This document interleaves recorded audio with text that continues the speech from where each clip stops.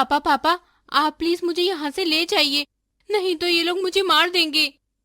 कुछ दिन पहले शादी को 2 दिन भी नहीं हुए और ऐसे कपड़े पहन रही हो? अरे शर्म नहीं आती तुम्हें? मैं तो अपने मायके में ऐसे ही कपड़े पहनती थी। ये तुम्हारे बाप का घर नहीं है, सूट सलवार पहन के कमरे से बाहर जाना। मायके वाले कहते हैं ये तुम्हारा घर नहीं है, ससुराल वाले कहते हैं ये तुम्हारा घर नहीं है, पता नहीं कौन सा घर हमारा है। अरे तुम कैसे चल रही हो? ढंग से चलो। मुझसे नहीं चला जा रहा इस हील में, मैंने शादी से पहले कभी पहनी ही नहीं थी। सोनू सुनो ना, आप मुझे अच्छे जूते ही दिला दो। इसको तो अभी बताता हूँ। हेलो बेटा, कैसे हो आप? आपकी बेटी की डिमांड्स तो हर दिन बढ़ती ही जा रही है, कभी ये ला दो कभी वो दिला दो। अरे एडजस्ट करना तो इसको आता ही नहीं है, जिंदगी बर्बाद करके रख दी है मेरी तो। तुम चाहती क्या हो?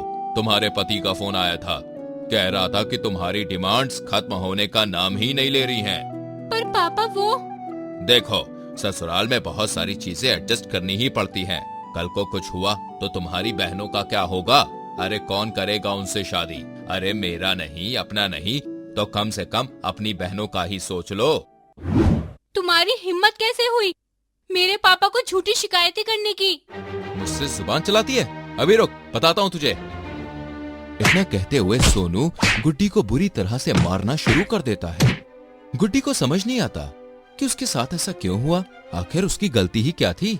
अपने पति की हरकतों से परेशान गुड्डी सोचती है कि अभी तक मेरी ही शादी का कर्ज नहीं उतरा, अगर मैं मैके चली गई तो छोटी बहनों की शादी का क्या होगा? उनसे कौन शादी करेगा? पापा सही कह रहे थे, शायद मैं ही एडजस्ट नहीं कर पा रही हूँ।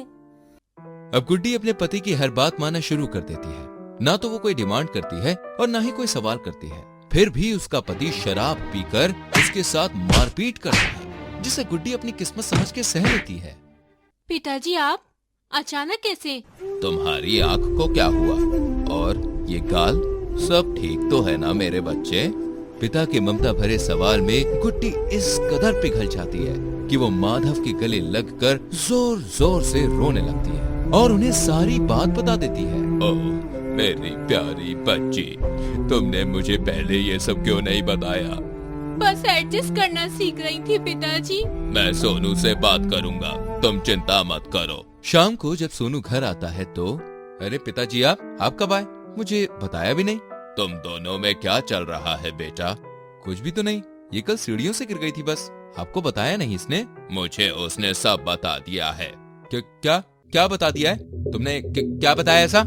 वही जो एक पिता को पता होना चाहिए, ससुराल में उनकी बेटी के साथ क्या हो रहा है। तुम्हारी ये हिम्मत! सोनू गुस्से में इतना बौखला जाता है कि वो माधव के सामने ही गुड्डी को थप्पड़ मार देता है और पास में पड़े वाइपर को गुड्डी को मारने के लिए उठा लेता है। अरे गुस्सा मत करो, मैं तुम्हारे आगे हाथ जोड़ता हूँ। अरे इतना ही प्यार है अपनी बेटी से तो जाओ अपने पास रखो इसे। जब से मेरे घर में आई है इसने तो मेरी जिंदगी ही बर्बाद करके रख दी है। नहीं बेटा, ऐसा मत कहो तुम। पिताजी आप चले जाइए, मैं एडजस्ट कर लूंगी। हाँ जाने दे पिताजी को, फिर बताता हूँ मैं तुझे। नहीं बेटा, मैं तुम्हें यहाँ मरने के लिए नहीं छोड़ सकता, तू मेरे साथ ही चल। और इस तरह माधव हिम्मत दिखाकर गुड्डी को अपने साथ घर ले आता है। गुड्डी अब आजाद थी और वो अपने पिता पर बोझ न बनते हुए अपने सपनों को खुद अपनी आजादी के साथ पूरा करना चाहती थी। लेकिन कम पढ़ी लिखी और तलाकशुदा लड़की के लिए समाज में नौकरी करना भी किसी चुनौती से कम नहीं होता। माधव भी इस बात को समझ जाता है और फिर एक दिन, गुड्डी क्यों ना तुम मेरे साथ वेल्डिंग का काम करना शुरू कर दो? बचपन में भी तो करती थी ना। जो पैसे मैं बाहर एक मजदूर को देता हूँ उतने तुमको दे दिया करूँगा। जब तुम दूसरों के यहाँ नौकरी कर सकती हो तो अपने घर के कारखाने में क्यों नहीं? और इस तरह से गुड्डी अब अपने पिता के साथ वेल्डिंग का काम करना शुरू कर देती है। एक लड़की द्वारा वेल्डिंग का काम करना बहुत बड़ी बात थी। ऐसे में ये बात गांव से शहर और शहर से पूरे देश में फैलने में देर न लगी। सोशल मीडिया की मदद से वो लड़की ब्राउन गर्ल के नाम से मशहूर हो गई। अब गुड्डी को देश भर के लोग जानने लगे, पहचानने लगे, जिससे उनके व्यापार में तेजी से इजाफा हुआ। लेकिन गुड्डी ने काम करना बंद नहीं किया। वो आज भी मजदूरों के साथ मजदूरों की तरह ही कारखाने में काम करती है और अपने पिता से हर महीने सैलरी लेती है। तो देखा आपने, लड़कियां माँ बाप पर कभी भी बोझ नहीं होती। जब तक हम उन्हें खुद बोझ बनने पर मजबूर ना करें।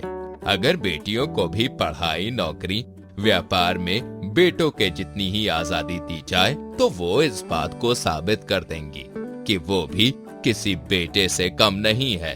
और अब इस धारणा को भी पूरी तरह से नकारने का समय आ चुका है कि बेटी की डोली उसके बाप के घर और अर्थी उसके पति के घर से उठती है।